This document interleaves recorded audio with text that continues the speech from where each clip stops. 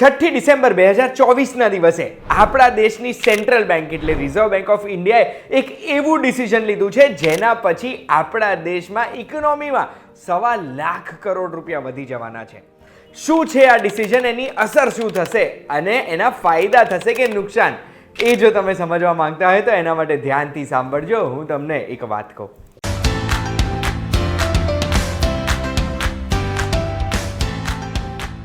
એક વાત કહું, આપનું સ્વાગત છે. મારું નામ છે ગુંજ ઠક્કર. હવે 6 ડિસેમ્બરના દિવસે રિઝર્વ બેંક ઓફ ઇન્ડિયાએ એવું તો શું ડિસિઝન લીધું?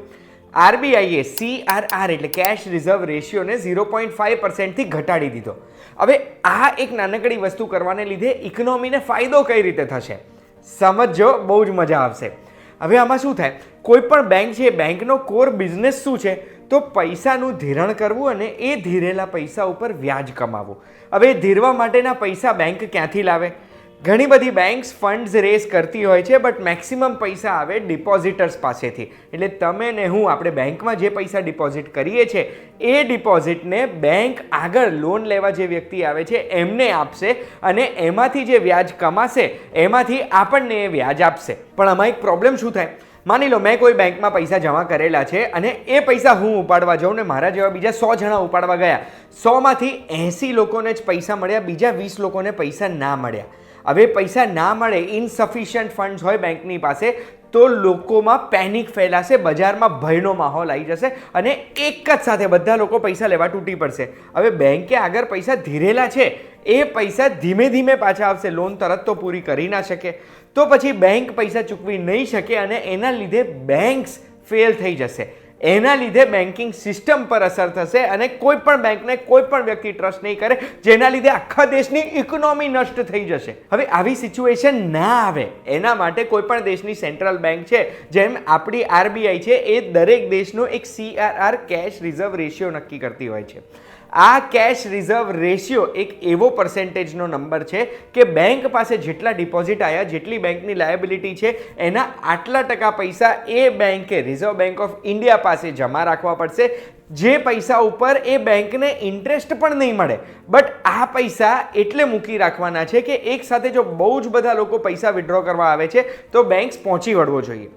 હવે આ CRR કેશ રિઝર્વ રેશિયો એક સાયન્ટિફિક ફોર્મ્યુલાથી કેલ્ક્યુલેટ થતો એક નંબર છે જે આરબીઆઈ નક્કી કરે છે. જેમને ખબર છે કે આટલી ડિમાન્ડ હશે પૈસાની, એટલે આટલા પૈસા તમારે અમારી જોડે ડિપોઝિટેડ રાખવા પડશે. આ CRRની જે અમાઉન્ટ છે એ બેંક્સ યુઝ ના કરી શકે, આરબીઆઈ પાસે પડેલી રહેશે અને આપણા દેશની દરેક શેડ્યુલ્ડ બેંકને આ નિયમ લાગુ પડે. હવે આ CRR છે ને, એ બેંક્સને બચાવવા માટેનો ટૂલ નથી. આ ટૂલને બીજી રીતે પણ યુઝ કરી શકે છે રિઝર્વ બેંક ઓફ ઇન્ડિયા. સૌથી પહેલાં મોંઘવારી વધતી હોય તો મોંઘવારી ક્યારે વધે? જ્યારે બજારમાં પૈસાનો સપ્લાય વધારે છે, તો એ પૈસાનો સપ્લાય ઘટાડવા માટે પણ એ CRR ને વધારી દેતી હોય છે. એટલે બજારમાંથી પૈસા એટલા ઓછા થઈ જાય, આરબીઆઈ પાસે આવી જાય. જે 2022માં કર્યું હતું આરબીઆઈએ, જ્યારે કોવિડ પછી બજારમાં મોંઘવારી વધી રહી હતી. અને એ જ રીતે આરબીઆઈ CRR ને ઘટાડી શકે ઇકોનોમીને બૂસ્ટ કરવા માટે. CRR ઘટે એટલે બેંકે એટલા પૈસા આરબીઆઈ જોડે પડ્યા ના રાખવા પડે અને એટલા પૈસા ધિરાણ કરીને બહાર ઇકોનોમીમાં આવે, જેનાથી બિઝનેસ વધે અને ઇવેન્ચ્યુઅલી પૈસા વધે. અને CRR બેંકને બચાવવા માટે તો કામ કરે જ છે, એ તો તમે સમજી જ ગયા છો. આ CRR નું કેલ્ક્યુલેશન છે ને NDTL ઉપર થતું હોય છે, જે રિઝર્વ બેંક ઓફ ઇન્ડિયાની નોટિફિકેશનમાં બી દેખાશે. આ બી ટર્મ તમને સમજાવી દીધો. Net demand end time liabilities. આનો મતલબ થાય છે કે ટોટલ ડિપોઝિટ બેંક જોડે કેટલા છે, એના સિવાય બેંકની લાયબિલિટી કેટલી છે, એટલે કરંટ અકાઉન્ટ, FD કે પછી કોઈ પણ જાતના ડિમાન્ડ ડ્રાફ્ટ ઇસ્યુ કરેલા છે, કેશ ડિપોઝિટ છે, ગોલ્ડ ડિપોઝિટ છે, ડિવિડન્ડ ચૂકવવાના છે. બેસિકલી બેંકે કેટલા પૈસા ચૂકવવાના છે, આગળ લોકોના કેટલા પૈસા બેંક જોડે છે, એના ઉપર આ CRR પર્સેન્ટેજ નક્કી થતો હોય છે. CRR ઘટાડવાના ફાયદા બી તમને કહી દઉં. રિઝર્વ બેંક ઓફ ઇન્ડિયાએ જે CRR ઘટાડ્યો ને, એનાથી બેંક જોડે લિક્વિડિટી વધશે. આ લિક્વિડિટી વધશે, એના લીધે બેંક પૈસાનું ધિરાણ કરશે.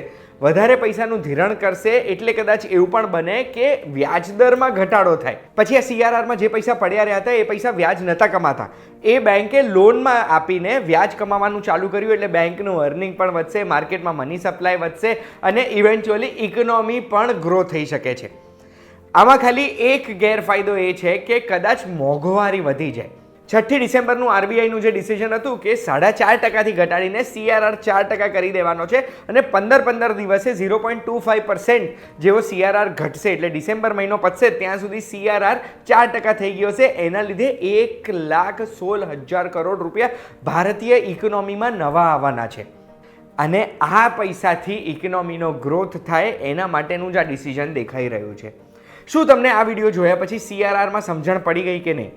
અગર જવાબ હા છે તો કમેન્ટ કરીને મને જણાવજો અને આવી જ માહિતી માટે એક વાત કહું, જોતા રહેજો, આપણે ફરી મળીશું.